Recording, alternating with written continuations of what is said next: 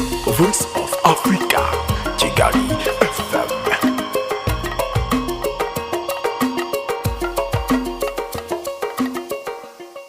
Amakuru yo hanze y'u Rwanda katuyahere mu gihugu cy'abaturanyi muri Kongo. Perezida wa Repubulika Iharanira Demokarasi ya Kongo Felix Tshisekedi yategetse ko amafaranga ari kuzifashishwa hizihizwa umunsi mukuru w'ubwigenge agirwa gahimbaza musya kazahabwa abaganga bari guhangana n'icyorezo cya coronavirus ndetse n'abasirikare bacunga umutekano w'igihugu. Byatangajwe kuri uyu wa gatandatu nyuma y'imyanzuro y'inama y'abaminisitiri yateranye ku wa gatanu nk'uko Radio Okapi yabitangaje. Kwizihiza umunsi w'ubwigenge tariki 30 Kamena nk'uko byari bisanzwe ntibizakorwa muri Repubulika Iharanira Demokarasi ya Kongo, ahubwo bizakorwa umuntu awizihiza ku giti cye. Ingengo y'imari yari kuzakoreshwa muri uwo munsi izakoreshwa hashimirwa abaganga n'abasirikare mu rwego rwo kubereka ko akazi kabo ari ingenzi. Abaminisitiri kandi muri iyo nama basabye ko amabwiriza yo kwirinda coronavirus n'andi makuru ajyanye nabyo ashyirwa mu ndimi gakondo abaturage bumva kugira ngo barusheho kwirinda neza coronavirus. Abantu 4778 nibo bamaze kwandura coronavirus muri Repubulika Iharanira Demokarasi ya Kongo, barimo 600 bakize mu gihe 107 bamaze kwitaba Imana. Ni Voice of Africa. Ishami ry'umuryango w'abibumbye ryita ku buzima OMS ryatangaje ko abamaze kwandura icyorezo cya coronavirus ku isi bageze kuri miliyoni 7,996,880 nyuma yo kwaduka mu Bushinwa mu mpera z'umwaka ushize. OMS kandi yatangaje ko kugeza ubu abantu 435,666 aribo bamaze gupfa, naho miliyoni 4,129,121 nibo bamaze gukira. Kuri iki cyumweru imibare y'abishwe na coronavirus bagabanutse 331, naho abanduye bo ni 20,020 n'abantu 4. Muri Brazil ho kuri iki cyumweru hapfuye abantu 598, naho 17,086 barandura. Leta Zunze Ubumwe za Amerika nizo zikomeje kuza imbere mu kugira umubare w'abanduye n'abamaze gupfa benshi. Abanduye ni 2,160,228, abamaze gupfa bo ni 117,858. Brazil iza ku mwanya wa kabiri aho ifite abanduye 867,882, naho abamaze gupfa ni 43,389. Uburusiya buza ku mwanya wa gatatu kuko bufite abanduye 528,964, hamaze gupfa 6,948. Ubuhinde buri ku mwanya wa kane kuko hamaze kwandura abantu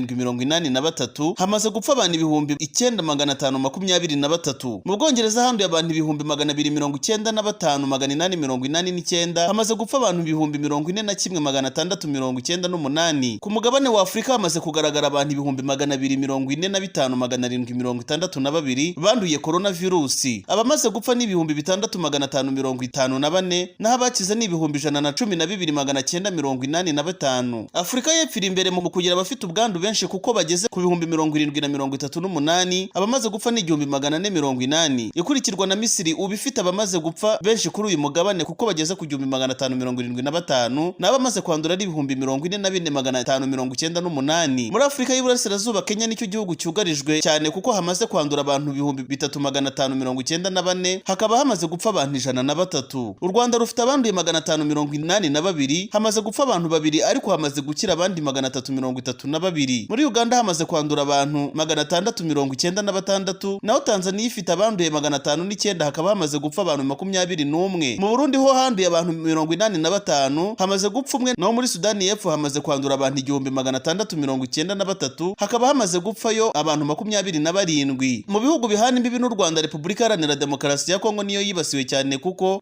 ubifite abanduye abantu 4,778, barimo 107 bamaze kwitaba Imana. Ni Voice of Africa. Mu Bufaransa ibiro bya Perezida w'Ubufaransa LC byavuze ku makuru ari kunyuzwa mu bitangazamakuru bitandukanye avuga ko Perezida Emmanuel Macron afite gahunda yo kwegura ku butegetsi no gutegura amatora. Inkuru y'iyegura rya Macron ryatangajwe bwa mbere na Le Figaro ku wa 4 w'iki cyumweru. Iki kinyamakuru cyanditse ko uyu mukuru w'igihugu mu byumweru 2 yasangije abaterankunga be baba mu Bwongereza ko atekereza kwegura mu kiganiro bagiranye hifashishijwe ikoranabuhanga ry'amashusho. Kwegura kwa Macron ngo kwaba gutewe n'uburyo ishyaka rye rikomeje gutakarizwa icyizere n'Abafaransa nyuma y'imyigaragambyo imyigaragambyo imaze igihe n'ihungabana rikomeye ry'ubukungu. Le Figaro yatangaje ko makuru yavuze ko ashobora kwegura kugira ngo hatumizwe amatora rusange y'igitaraganya yongereye yamamaza atorwe kuko nta uzaba byiteguye ku buryo yakwiyamamaza ngo amutsinde. Bivuga ko muri icyo kiganiro Perezida Macron yabatunguje ababwira ko yizeye gutsinda kuko nta muntu n'umwe uhari bazahangana. Mu gihe Perezida Macron asigaranye imyaka 2 kuri manda yatorewe mu 2017 hatangiye guhwihwiswa ibihuha bijyanye n'imyiteguro ye yo kongera kwiyamamaza. Le Libre Belgique yatangaje ko ayo makuru yo kwegura kwa Perezida Macron ari ibihuha. Inkuru yatangajwe yari igamije kwerekana ko Macron afite gahunda yo guhindura imikorere y'ibintu muri iki gihe isi yugarijwe n'icyorezo cya COVID-19. Ubufaransa buri mu bihugu byibasiwe na coronavirus kuko abantu 157 bamaze kuyirwara mu gihe 29,389 bahitanywe nayo, ariko muri 72,808 barayikize. Perezida Macron yari amaze igihe yotswe igitutu cyo guhagarika gahunda za politiki ze kubera icyorezo cya coronavirus.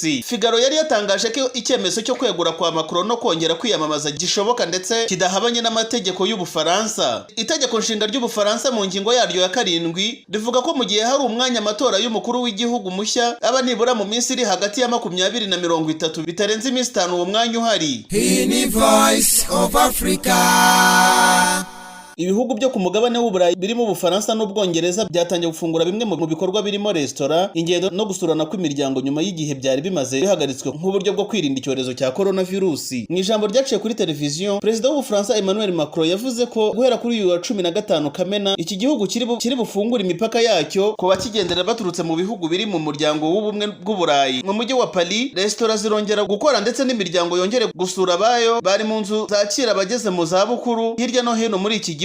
Mu bindi bikorwa biri bufungurwe n'ingendo z'imodoka rusange mu gihe amashuri biteganyijwe ko azafungura kwa 22 Kamena uretse ayisumbuye. Nubwo Macron yahisemo ko ibi bikorwa bikomorerwa, yaburiye abaturage b'Ubufaransa bibutsa ko ibi bitavuze ko virusi yarangiye burundu. Iyi gahunda yo gukomorera ibikorwa bimwe na bimwe mu Bufaransa, Ubufaransa busa n'ubuyisangiye n'ibindi bihugu byo ku mugabane w'Uburayi, nkaho Ubwongereza nabwo bwatangaje ko guhera kuri uyu wa 15 buteganya gusubukura bimwe mu bikorwa nyuma y'amezi 3 byari bimaze bifunze. Mu bikorwa biri bufungurwe harimo ibijyanye no gusura ibyanya bibamo inyamaswa zizwi nka zoo, ingendo zikorewe mu modoka rusange, ariko ibi byose bigakorerwa hubahirijwe amabwiriza yo kwambara agapfukamunwa no guhana intera nibura ya metero 2. Voice of Africa.